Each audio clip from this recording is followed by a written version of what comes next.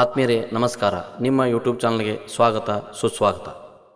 ತ್ರಿಕೂಟ ಪಂಡಿತ ಪಾರ್ಶ್ವನಾಥ ಜಿನಾಲಯ. ಕಾಲ ಕ್ರಿಸ್ತಶಕ 1204. ಶಿಲಾ ಮಾಧ್ಯಮ ಮರಳು ಮಿಶ್ರಿತ ಕೆಂಪು ಶಿಲೆ. ಶೈಲಿ ತ್ರಿಕೂಟ ಮಾದರಿ. ವಿಶೇಷತೆ ರಟ್ಟರ ದೊರೆ 4ನೇ ಕಾರ್ತಿವೀರ್ಯನ ಶಾಸನದ ಉಲ್ಲೇಖದಂತೆ ಕಲ್ಲೋಳಿ ಗ್ರಾಮ ರಟ್ಟರಸ 4ನೇ ಕಾರ್ತಿವೀರ್ಯ ಆಳುತ್ತಿದ್ದಾಗ ಕುಹುಂಡಿ 3000 ಹಳ್ಳಿಗಳ ವಿಭಾಗವಾಗಿದ್ದ ಕುರುಂಬೆಟ್ಟ ಕಂಪನದಲ್ಲಿಯೇ ಒಂದು ಗ್ರಾಮವಾಗಿತ್ತು. 4ನೆಯ ಕಾರ್ತಿವೀರ್ಯನ ಸಂಬಂಧಿಯಾದ ಹಗರಟಿ ನಾಡಿನ ಅಧಿಪತಿ ರಾಜರಸನು ಕಲ್ಲೋಳಿಯಲ್ಲಿ ಶಾಂತಿನಾಥ್ ಜಿನಾಲಯವನ್ನು ನಿರ್ಮಿಸಿ ಬಂಗಾರದ ಕಳಸ, ಮಕರ ತೋರಣ, ಮಾನಸ್ತಂಭಾದಿಗಳನ್ನು ಮಾಡಿಸಿ ತನ್ನ ಗುರುಗಳಾದ ಶಿವಚಂದ್ರ ಭಟ್ಟಾರಕರಿಗೆ ಒಪ್ಪಿಸಿದನು. ರಟ್ಟರ ದೊರೆ 4ನೇ ಕಾರ್ತಿವೀರ್ಯನ ಸ್ವತಂತ್ರವಾಗಿ ಆಳುತ್ತಿದ್ದಾಗ ಜೈನ್ ಧರ್ಮೀಯನಾದ ಈತ ಕಲ್ಲೋಳಿಯ ಶಾಂತಿನಾಥ ಬಸದಿಯನ್ನು ಜೀರ್ಣೋದ್ಧಾರಗೊಳಿಸಿ ತನ್ನ ಗುರುಗಳಾದ ಶಿವಚಂದ್ರ ಭಟ್ಟಾರರಿಗೆ 2000 ಕಂಬಗಳ ಭೂಮಿಯನ್ನು ಈ ಬಸದಿಗೆ ದಾನ ಕೊಟ್ಟಿನಲ್ಲದೆ ಮನೆ, ಅಂಗಡಿಗಳು, ಗಾಣ ಮತ್ತು 30 ಕಂಬ ಹೂದೋಟಗಳನ್ನು ಹಾಕಿಕೊಟ್ಟನು ಎಂಬ ವಿಷಯವನ್ನು ಇದೇ ಬಸದಿಯಲ್ಲಿರುವ ಶಾಸನ ತಿಳಿಸುತ್ತದೆ.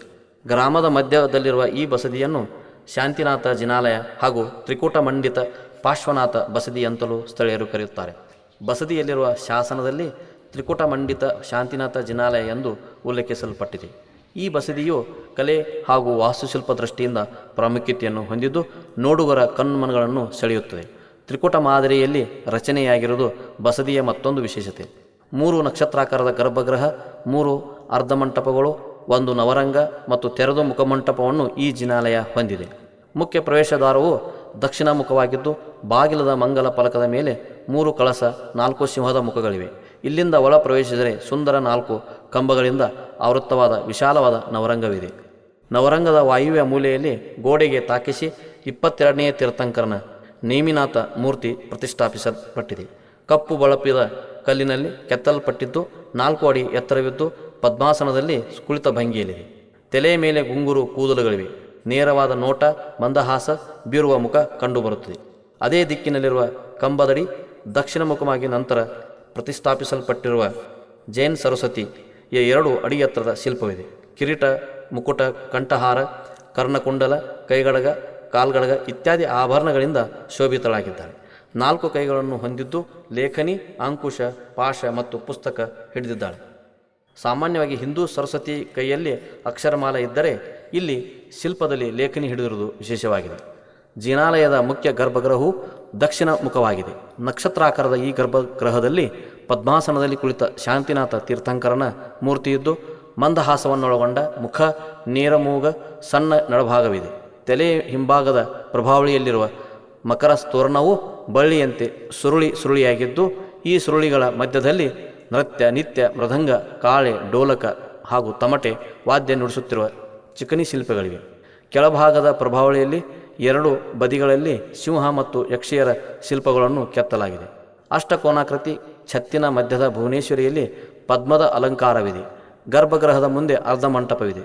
ಅರ್ಧಮಂಟಪ ಬಾಗಿಲದ ಮಂಗಲ ಫಲಕದಲ್ಲಿ 5 ರೇಖಾನಾಗರ ಶೈಲಿಯ ಶಿಖರಗಳ ಪ್ರತೀಕಗಳಿವೆ. ಮಧ್ಯದಲ್ಲಿ ಖಡ್ಗಾಸನ ಜೀನ್ಮೂರ್ತಿಯೂ ಇದೆ. ಇಂತಹ ಸುಂದರ ಕಲಾ ವಾಸ್ತುಶಿಲ್ಪವನ್ನು ತನ್ನ ಗರ್ಭದಲ್ಲಿ ಅಡಗಿಸಿಕೊಂಡಿರುವ ಜಿನಾಲಯವು ನಿತ್ಯ ಪೂಜಿತಗೊಳ್ಳುತ್ತದೆ. ಪ್ರತಿ ವರ್ಷ ಮಾರ್ಗಶಿರ ಮಾಸದಲ್ಲಿ ವಿಶೇಷ ಪೂಜೆ, ಅಭಿಷೇಕಾದಿಗಳು ಜರುಗುತ್ತದೆ. ಆ ಸಮಯದಲ್ಲಿ ಸುತ್ತಮುತ್ತಲಿನ ಪ್ರದೇಶಗಳಿಂದ ಅಧಿಕ ಸಂಖ್ಯೆಯಲ್ಲಿ ಜೈನ್ ಬಾಂಧವರು ಬಂದು ಪೂಜೆ ಪುನಸ್ಕಾರ ಸಲ್ಲಿಸಿ ಪುನೀತರಾಗುತ್ತಾರೆ. ಇದೇ ಜಿನಾಲಯದಲ್ಲಿರುವ ಪಾರ್ಶ್ವಪಂಡಿತ ಬರೆದ ಶಾಸನ ಈ ಜಿನಾಲಯವು ಕೇವಲ ಒಂದು ದೇವಾಲಯ ಮಂದಿರವಾಗಿರದೆ ವಿದ್ಯೆ ಹಾಗೂ ಸಾಂಸ್ಕೃತಿಕ ಚಟುವಟಿಕೆಗಳ ತಾಣವಾಗಿತ್ತು. ರಟ್ಟ ದೊರೆಗಳು ಔಷಧ, ಗಣಿತ, ಸಾಹಿತ್ಯ, ತರ್ಕ, ಭೂಗೋಳಶಾಸ್ತ್ರ ಹೀಗೆ ಮುಂತಾದ ಶಾಸ್ತ್ರಬಲ್ಲ ಗುರುವರರಿಗೆ ಆಶ್ರಯ ನೀಡಿದ್ದರು. ಗ್ರಾಮದ ವರ್ತಕರು ಶಾಂತಿನಾಥ ಸ್ವಾಮಿಯ ನಿತ್ಯ ಅಭಿಷೇಕಕ್ಕೆ ಹಣ ಸೇರಿಸಿ ಕೊಡುತ್ತಿದ್ದರು ಎಂದು ಉಲ್ಲೇಖಿಸಲಾಗಿದೆ. ಕಲ್ಲೋಳಿ ರಟ್ಟರ ಆಳ್ವಿಕೆ ಕಾಲದಲ್ಲಿ ಜೈನ್ ಧರ್ಮೀಯರ ಕಾಶಿಯಾಗಿತ್ತು. ಇಲ್ಲಿ 100ಕ್ಕೂ ಹೆಚ್ಚು ಬಸದಿಗಳಿದ್ದವು ಎಂಬ ಪ್ರತೀತಿ ಇದೆ.